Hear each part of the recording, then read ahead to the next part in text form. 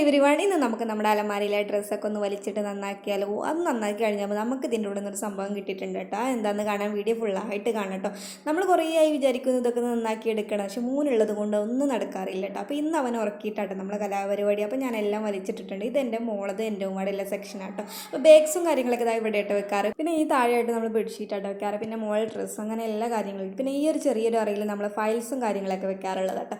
അങ്ങനെ നമ്മൾ ആ ഒരു സെക്ഷൻ മടക്കി കഴിഞ്ഞിട്ടുണ്ട്. ഇനി നമുക്ക് മോൻ്റെതും അതുപോലെ തന്നെ ഹസ്ബൻഡിൻ്റെ ആയിട്ടുള്ളത്. ഈ ഒരു സൈഡിൽ നമ്മളെ മോൻ്റെതും അതുപോലെ തന്നെ ഹസ്ബൻഡിൻ്റെ ഡ്രസ്സുകളായിട്ടുള്ളത്. പിന്നെ നമ്മുടെ മേക്കപ്പ് ഐറ്റംസ് കേട്ടോ.